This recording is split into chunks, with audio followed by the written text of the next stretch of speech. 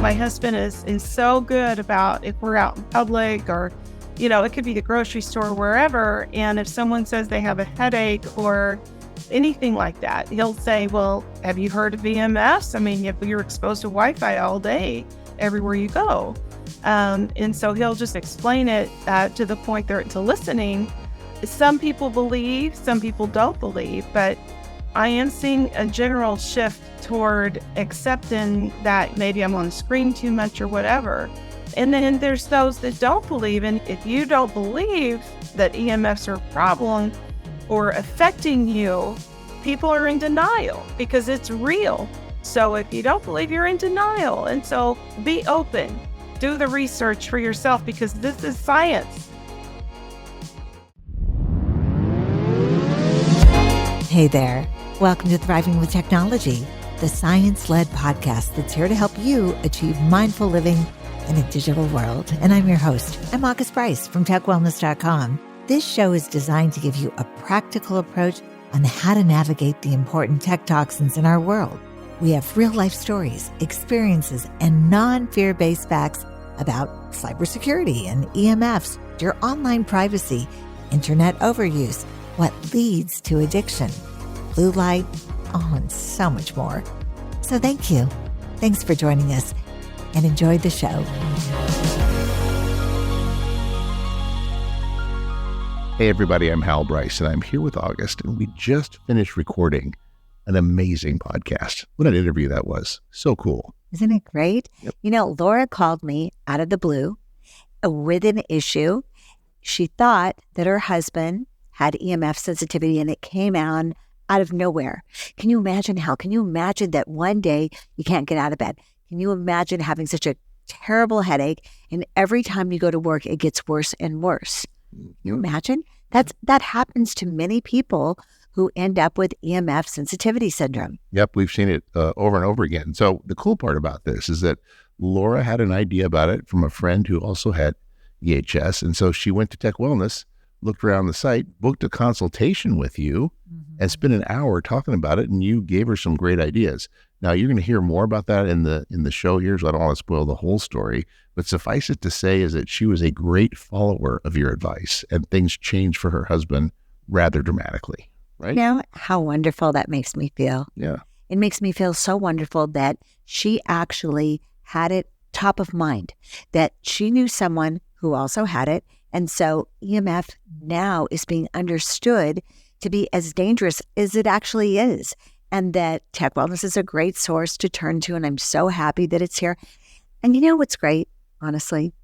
We have thousands of research studies now that link exposure to electromagnetic fields, and there's all kinds of them, to various illnesses. This is as real as can be. And every person has a different reaction, but there is no doubt that there is a biological reaction to these information-carrying radio waves. That's what EMFs are. And all your digital devices use them to communicate. So we're all exposed to them, and we're exposed to them at levels that are completely unheard of, and we are unprepared. So when somebody reacts and they start getting all these crazy symptoms, people are generally like disbelieving of them. And you know what she mentions did you catch that, where she talks about harmonizers and chips and things that her friend sent her that did absolutely nothing? As most people, in fact, I would say 95% of the people that I talk to that actually can feel EMF will tell you really are not helpful. There are mitigation techniques that may make your life more difficult, but will make you feel so much better. And it's how I live, and it's how I feel great. Mm-hmm. And you're going to hear right now Laura talk about the journey that she went on with her husband before and after her consultation with you. Let's listen. Laura, you first called me after dealing with somebody sending you something that made you think EMF, right? Yeah. So I'd like to start at the top, because my husband, he was in his early 60s when this EMF sensitivity began, and it turned our world upside down. But I remembered my friend Shanna. Hold on right there. Okay. EMF sensitivity turned your world upside down. I think a lot of people would love to know what that looked like. Like, yes, what were his symptoms? Yes. So exactly. Okay. yeah. So what happened was we had been on vacation. We came back on Monday morning. He's walking into his home office and he has a migraine out of the blue. And the migraine got worse as he got closer to the office. And this was a very new thing. We had never had that before. So he's like, I don't know what the deal is. I'm going to lay down. And as the day went on, I remembered my friend Shanna Hesterly telling me about her sensitivity to Wi-Fi and electronics or EMFs, anything electric. And I said, honey, it really sounds like that you may be dealing with what Shanna has to deal with. And what we did, they only subsided when he was away from the office, which is, a huge clue. Right. So we went just a few days, we took it a day at a time, the early days. And then we called Shanna, we sat down and just talked to her and said, what do you recommend? So could you even believe you were having this conversation? it was pretty surreal because, like I said, he went 60 years without it. Wake up one day and has it. And so, August, he couldn't surf the internet or anything to do the research, which is what he was used to doing. If he had a question, he'd go online, he'd do the research, but he couldn't do that. So it was on me to do that. And I found techwellness.com pretty quickly and began to read the articles. And I said, you know what? We're just going to book an appointment and we're going to get to the bottom of this. And we're not going to live like this. We're going to figure out some answers. We're not doing because he was looking at retiring.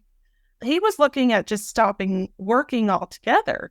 I remember when you did call, he was really depressed. And he wasn't ready. Yeah, he felt very defeated. And you did too. So it had been going on for how long at that point? About a week and a half at that point. A week and a half, maybe 2 weeks at the most. So see, what happened in that window is that, a couple things. When we began to suspect the Wi-Fi thing, he began sleeping in our RV. And that actually lasted 7 months. Right. And that was a big help for him. So what happened in that window of 10 days to 2 weeks was that he actually went on a hunting trip that had been planned for the whole year. And on that hunting trip, he drove his own truck. And because the people that he was with were all using Bluetooth and Wi-Fi, so he drove his own vehicle. He took his own RV instead of staying in the lodge. And so what I'm trying to get across here is he noticed a big difference on the camping trip because he was in his own space in the middle of nowhere. The headaches went away. But there was the downside was they was losing the quality time with his friends and family. And I'm sure they they couldn't even understand it. Now, I hear this a lot. I hear from people who have EHS that it comes on suddenly for most people. Yes. And I would say it did for me as well. And so that's not that unusual, but talking to people who expect you to be quote unquote normal, that's the tough part, right? Yeah. And I shout out to my friend Shanna. She shared with me her struggle. And so I was like fully there. I was present. I was in it. And it opened a lot of doors early. We got the answers we needed as I did the research. And the time with you was instrumental because, you gave us an action plan. We ended that call with the boom. This is what we're going to do.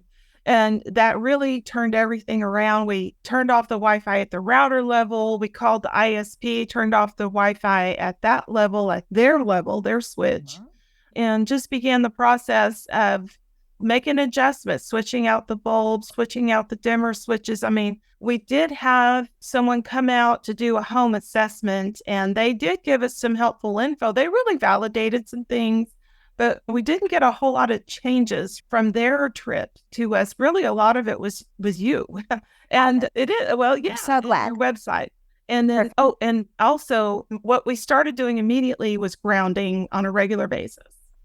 That seems to be so important to him, doesn't it? Yes. We've talked about this. Yes. My husband has found that about all the things that, and by the way, one of the quick things he did too early on was he shielded the electrical panel and the smart meter. Right. Now, and when I say shielded, it's just as simple as going down to Home Depot or Lowe's or wherever and getting some wire to put over it. Anyway, so yeah. But for the smart meter, didn't he put foil or a shielding material over it, not just wire. Material. Yeah. Yes. Exactly. And we also began the process of evangelizing. Hey, friends and family, you need to be aware of this. I'm not saying that you have this issue, but you need to be aware that this is a thing. And, if you have migraines, if you have this, if you have arthritis, whatever, tendinitis, all of these are things that began to improve for him as time went on, as he continued the shielding and the grounding. Now, also, we have to talk about the fact that he actually didn't even go on his computer for a while until it was all hardwired. He had a nice break from all technology. I think that was really important too. I do too, August, and a lot of that was because he was just so on the verge of, do I retire? I'm not really ready for that. I don't want to retire. I still have so much left in me. And he just wasn't ready for that. So like I said, he started sleeping out in the RV, and then we began to notice symptoms with all these other changes, shielding this and that. It really began to make a huge difference for him. And he was able to recover to a point, and then the recovery was just such a great jumpstart that after 4 weeks, he went back to work full time. And let me explain that. He looks at blueprints all day. He has 3 gaming monitors. They are huge. They're big. They're mounted on the wall for him. And he works between 9 and 10 hours a day. So hardwired. They're hardwired now. No Wi-Fi. Yeah. That Wi-Fi's been gone a long time. Actually, our work laptops have always been hardwired. But I knew that you had said that right when we met. You told me that. So I thought. Yes. And that was interesting because we could keep working, but we had no Wi-Fi. And we'll be right back. These days, parents are dealing with something that you and I never had to deal with as parents, and that is social media. It's bad enough to have a smartphone, and then you load it up with social media accounts, and then, oh my gosh. I mean, the responsibility of helping your kid and guiding your kid through that process is a big one. It's one of the biggest ones parents have to deal with these days. Exactly. And that's why the Surgeon General says he wants to move up the age when kids are allowed to get a social media account from 13 to older. Yeah. He thinks that 13 may be too young based on the research that he's seeing. And I think there's a lot of parents who would agree.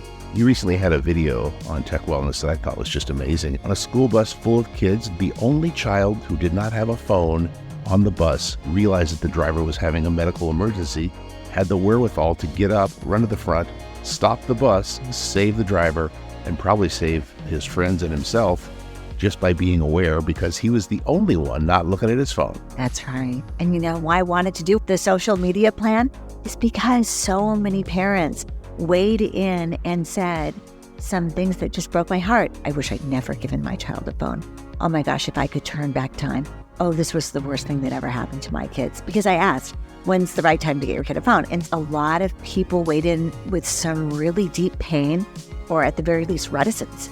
And so I thought, you know what? We need to help prepare kids for social media, for getting their phone, especially for social media, because I think that's where so much of the hurt comes from. FOMO, social comparison, anxiety. There's just so many things that can happen and can make us feel bad about ourselves and cause us not to be successful in our lives. And so we've created the Family Social Media Success Plan. It's awesome. And it's like, you wouldn't give your child the key to your car and say, go figure that out. It's almost like that with social media, isn't it? Exactly. The research is pretty clear. No, it's very clear. This is just like sort of guardrails. Being prepared, and that's what this Family Social Media Plan will help you with.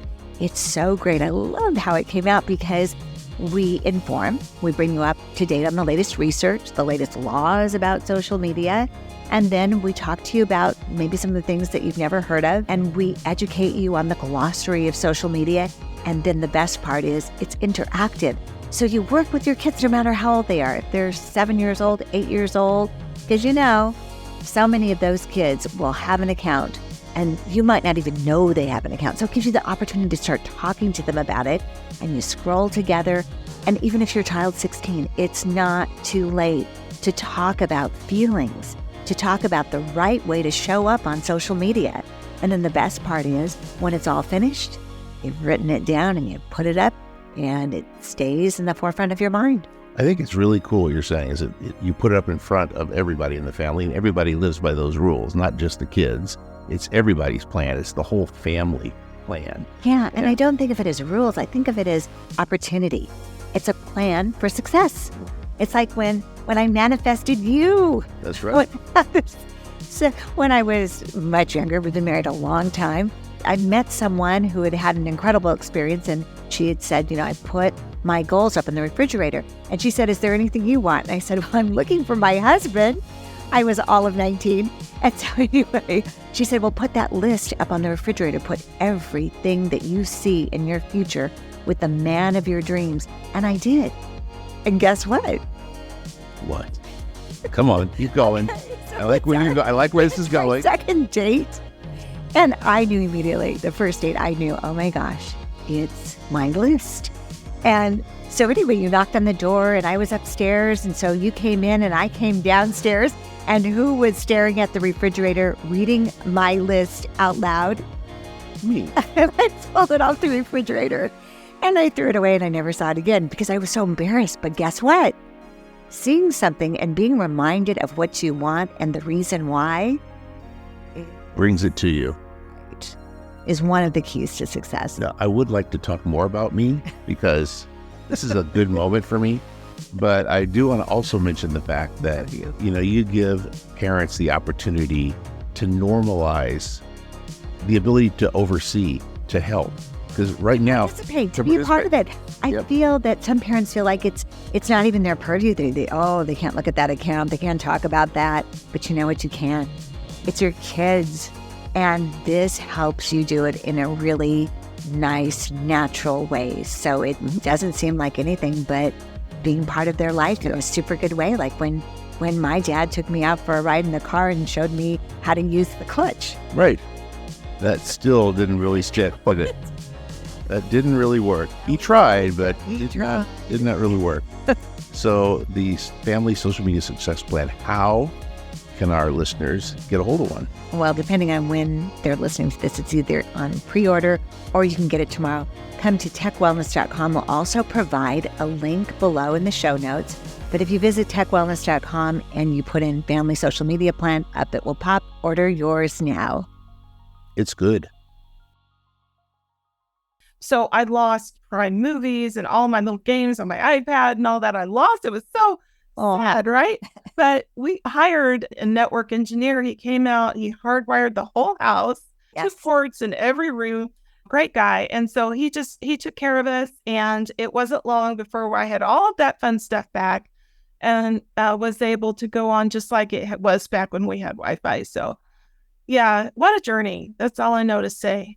I just am so impressed with how quickly he became. Now, you said Yes. 4 weeks, but I remember you saying the whole thing took about 6 months, which is for most people who are suffering with EHS, 6 months seems like, oh yeah, I can do that. I can do that. Yeah. I wanted you to share the hope because it's really, tell us about his life today.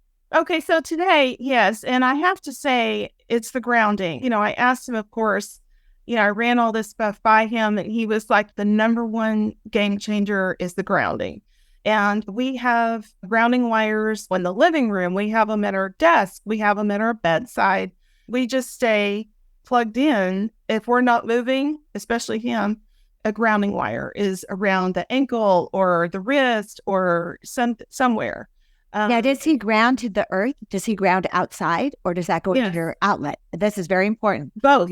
Both. I feel that I hear so many people are very successful when they ground to the earth. Sometimes not always as successful when grounding to the outlet. Yeah, both. Okay. Yeah, absolutely. Yeah. Yeah. So we're outside a lot. Yeah. That's the best. And he'll, absolutely. Yeah. But so today it's pretty much back where it was before, except things like when we travel, we go to antennasearch.com and look at the lat long, plug in the address of the hotel and then say, okay, it has this many towers, this many antennas, and compare that to where we live. And then that kind of gives us a really good gauge. So. And with antenna search, it used to be so incredibly accurate because you used to have a license. now with a lot of these small cell implementations of wireless, they don't even have to report them. And no. True. Yeah, not good, not good. Anything licensed, you can still find on an antenna search. But that's why, like, traveling with a meter, do you guys need a meter to travel with? Okay, thank you. Yeah, we take a meter. And we have the Safe and Sound Pro 2. And yes, anything suspect, he gets that, and he'll, even in like church or somewhere, he'll just take it out and say, okay, where's the safest place to sit, whatever. So yeah, so we do, everything gets tested through that meter. It's been really invaluable. So yes, and I think some people shy away from the cost of that. And I want to say go for it because it validates and it reaffirms. I know that you know what you're feeling, but it has been a big help for us. And then we also have taken it to families' homes. Our family will just travel holidays, birthdays, whatever. We're just like, oh, look at this. And it really has been a tool to open not just our eyes, but other people's eyes as well as to the effect of the EMF around them. Exactly, because they don't have to see it or feel it or touch it for it to also be affecting their bodies. And with the meter, I'm just like you guys, I take it everywhere I go because I don't always feel symptoms immediately. It usually takes about 15 minutes. I don't know how it is with Darnell, but that's for me.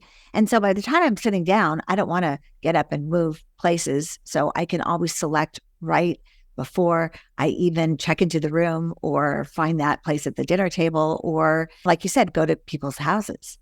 And we still make friends, don't we? Yeah, absolutely. Yeah. No, okay. Yeah. Yeah, it's fine. I think a lot of people that I found are really happy to learn about it. Do you have that same experience or do people, what have you heard people say? Yeah, so some, yes, and some still roll their eyes a little bit. Everyone's in a different place. But I think whenever you have some unexplained symptoms, that's when you start looking at the things that are not quite so obvious. Some of family has been more open and some of my friends have been open. And we've bought some, grounding wires and different things as gifts. Just trying to, between the blue blockers, I didn't mention that earlier, but yes, we keep the blue blockers and you can. Yeah, right there. Yeah, we keep those in almost every single room in the house. And all these things come together to just make for a healthier lifestyle and overall. But yes, it was not an easy adjustment. Just to circle back to the beginning, it was not an easy adjustment. It was a very difficult adjustment. And I think one thing I want to say and be sure that I communicate is that you're not alone. If you are going through this, that you're not alone. There's a whole community of people, my husband and I and August, that love to help others to get beyond their symptoms and get back to something resembling, normal. So yeah, absolutely. And I do also want to throw out there that, in the early stages of this, when in desperation, in moments of just, oh, what am I total throw in the towel? Oh my gosh, desperation. We bought some things that were not helpful. We were scammed basically. And I just want to say, do your research. If this is all new for you, don't take someone's word for it. Just go out and do the research, start Googling, do the different background check, whatever you need to do. And I so appreciate you saying this because when you are, even if you're not in a desperate situation, if you just want to take care of your family, these things that say block 95% of the EMF or block all the EMF or harmonize the room can seem so appealing. I know. I'm so glad that but if it's too good to be true, it's too good to be true, right? Yeah. It's probably not happening. I will say there's a placebo effect for sure. And I think that your husband was too sick to notice a placebo effect. Yeah, he was very sick. He couldn't get out of bed for a while in the early days when we were trying to figure out what is going on here. He could not even get out of bed, truly. So yeah, that's whenever we began to put all the pieces together, that's when he goes, I think I'm just going to go lay down in the RV. And sure enough, that made a big difference. My husband is so good about if we're out in public or, it could be the grocery store, wherever. And if someone says they have a headache or anything like that, he'll say, well, have you heard of EMFs? I mean, you're exposed to Wi-Fi all day, everywhere you go. And so he'll just explain it to the point they're to listening. some people believe, some people don't believe, but I am seeing a general shift toward accepting that maybe I'm on the screen too much or whatever. And then there's those that don't believe. And if you don't believe that EMFs are a problem or affecting you, people are in denial because it's real. So if you don't believe, you're in denial. And so be open, do the research for yourself because this is science. It is science. And when it first happened to me, I used to say, and I still do, think of it like an allergy. Some people are allergic to peanuts. Some people are allergic to cigarette smoke. Yes. And we're each more sensitive to something than someone else is. But this is not an allergy, unfortunately. Right. This really is affecting us biologically. It's just that some people can feel that effect immediately and some people can't. And I'm just so grateful for people like you. Thank you. No, that are sharing about it and helping others hopefully avoid what you went through. Honestly. Exactly. And shut off the Wi-Fi now, right? Before you have to. That's right. That's right. And I so appreciate this time together, Laura. And I so appreciate you just telling your story and sharing it with everyone. And if there was one thing that you could tell people to do, if they could only do one thing to be sure that they had the sensitivity or to even find out if not having this exposure could help them. Do you have one thing? I'm going to say what I've said a few times, and that is whether you're sensitive or you realize that you're sensitive or you don't know, you just don't know, just start grounding. Just walk outside barefoot. Just lay down in the grass or something, because it not only that, it's so comforting. It's so relaxing. It is so relaxing. But every day, Laura, every day. You're grounding. The electricity is leaving your body. And yeah, absolutely. It'll make a big difference. I noticed, and my husband will tell you that he noticed that I was happier when we started grounding. So, for what it's worth, there it is. Yeah. Can you believe that? We're happier on God's green earth, right? Amen. Yeah. Wow. Doing something natural. This was so great. Thank you, Laura. And just keep me posted. And oh, yeah. Absolutely. Thank you for having me, August. You're very special to us. And yes, absolutely. Just so grateful you're in my life. Me too. I'm really happy to know you. And I'm just so happy with this outcome. So as I always say, be well. You too. Bye. How lucky I am. I mean, I'm so glad that we connected. Yeah, she really enjoyed the experience with you, and it clearly changed their lives for the better. It's almost like the bad thing that happened is kind of in the rearview mirror for them now. I mean, they've made changes, and he's different in terms of how he lives his life, but he feels great, and he's back to work like nothing really happened. I'm so happy that he's sharing the information. Yeah. That it sounds like me, right? I walk in, I tell people all about why my meter is at high and extreme and what they can do about it. And I ask people to turn their phones on airplane mode, and I make different choices about where I'm sitting and where I'm going. You know what? If I had $1 for every time you said, is your phone on airplane mode? I could get a new helicopter. But that's another podcast. That's a different story altogether. Hal's quest for a new helicopter. Okay. I mean, honestly, if you have any issues, if you think that you might be suffering from this, if you might be reacting to EMF, go and learn more about it at techwellness.com. And if you want to talk to August, you just go to techwellness.com and search consultation, and it'll pop right up and you can book it right there. Thanks for joining us. Be well. Thanks so much for joining us on today's show. I hope you loved it. If you do like what you've heard, leave us a review and subscribe to the show.